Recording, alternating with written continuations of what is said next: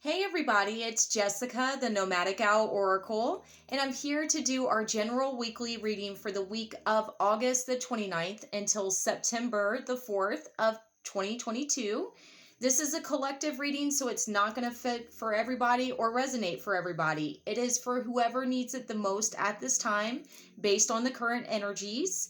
And I do read based on energies, not on sexes, unless I specify differently. Okay, so keep that in mind. If it resonates, it's for you. If not, then it's not. Please keep scrolling or whatever you're doing right now. I don't know what words I'm trying to use. Thanks to Mercury retrograde, things are kind of weird and wonky. Anyways, I do cuss at times, so if you don't like cuss words, I highly suggest to go ahead and click off of this video because there is a chance that I might cuss during this reading.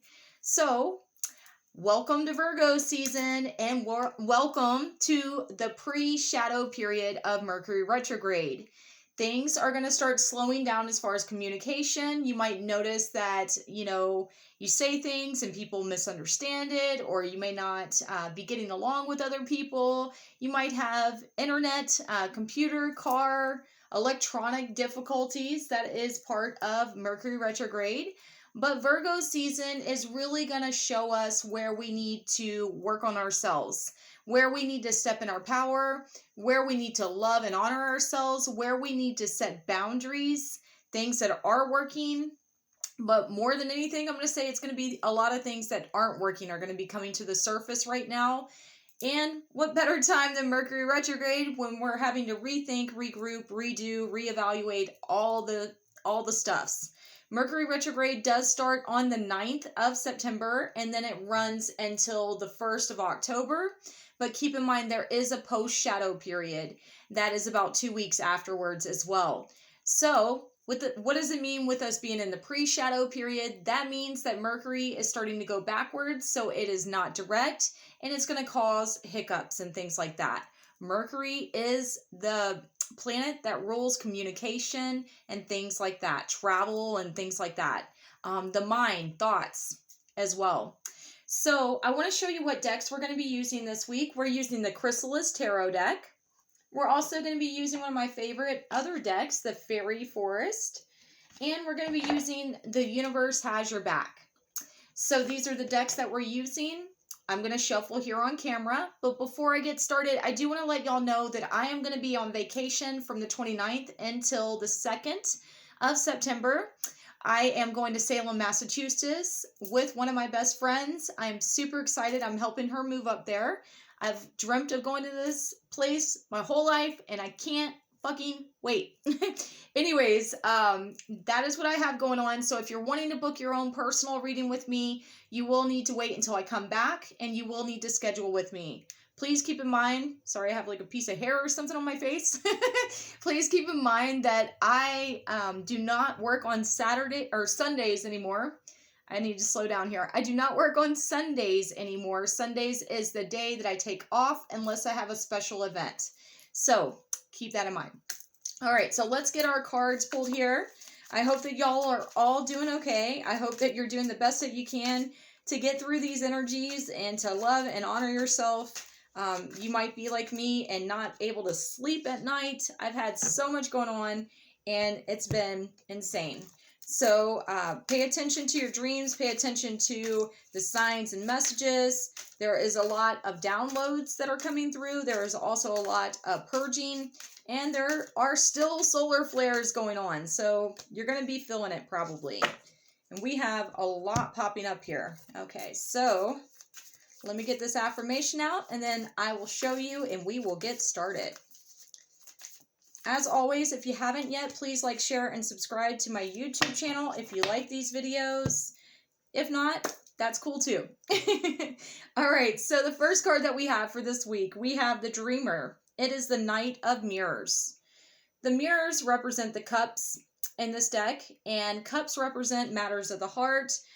They also represent, your intuition, love type relationships, things like that. So the Dreamer, the Knight of Mirrors, the Knight of Cups would be the Knight of Cups. And that is an energy that's like romantic, very in their head about dreamy romantic type stuff. They might be whining, dining you if you're dating somebody. If not, this might mean that you're kind of in your head dreaming about what it is you want to manifest. I am going to say this for all my Disney fans. This reminds me of Aladdin when he was coming at Jasmine. You know, you see her tiger in the background and you see him riding on this magical carpet.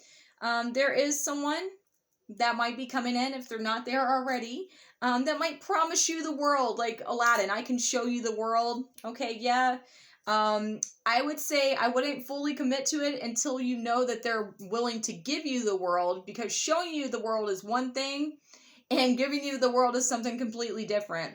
The reason I'm saying that is because night energy is in and out. It's not the most stable. It's very sensitive, and it's always changing and fluctuating.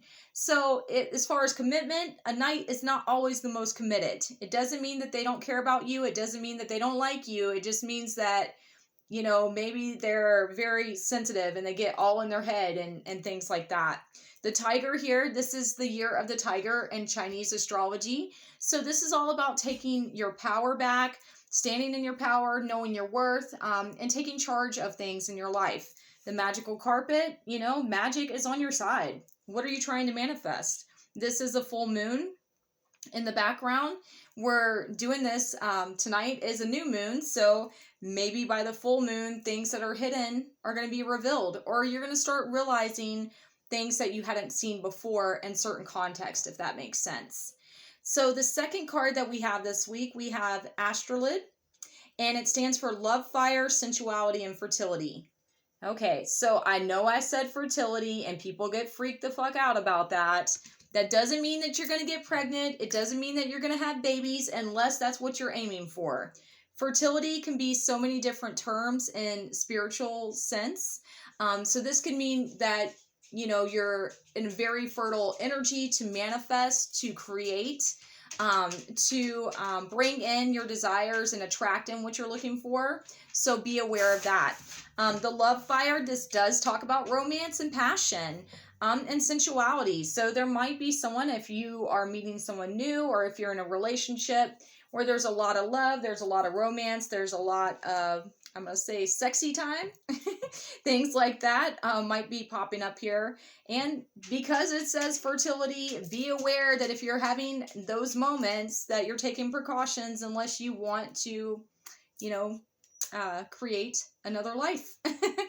The next card that we have here for the affirmation, it says, my energy creates my reality. What I focus on is what I will manifest. So look, if you want love, if you want magic, if you want to stand in your power, if you want your dreams to come true, you have to believe in it. If you don't believe in it, then you're sabotaging yourself on what you're trying to create. Also, knowing your beauty is very important. Giving love when you want to give love to others, being there for them, caring and compassion. Definitely sensuality is popping up here, sacral chakra type energy. It doesn't mean that you have to be in a relationship. It doesn't mean that you want to commit to a relationship, but sensuality can be so many multitudes of things. I don't have to get into sex ed or anything like that, or anything about sexualness. But that's popping up here. So keep that in mind. This is really your time to know your divinity, to love your body, to love yourself, is what I'm going to say here, and know your worth. What you believe in is what you're going to create. That's what you're going to attract. So if you don't believe it's possible to bring in your dreams, your reality, the love of your life, or whatever it is you're searching for, then it's not. Okay? So what you say, what you think, what you talk about, what you put out there into the world is going to be what you're attracting.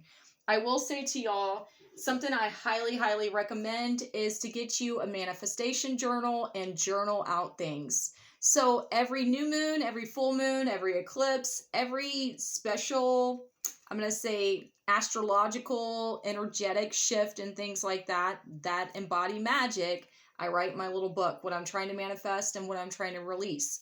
That is part of working on drawing on what you're wanting to bring in. And I just want to show you this fantastic journal that my friend got me in Mexico. I love unicorns. I think they're fantastic. Anyways, y'all, so I hope that you have a great week. If you need me, please let me know. Like I said, I am going to be on vacation from Monday the 29th until September the 2nd. I will be back and available to do readings on the 3rd. I will be at Zen Inc. on that day on the 3rd. And then the Sunday, I will be off. So the 4th, I will be off. And then the following week, I will be at the fair here in Asheville, North Carolina, 2 days out of that week. So I love you all. I will see you later. Have a fantastic week, and I'll talk to you soon. Bye, guys.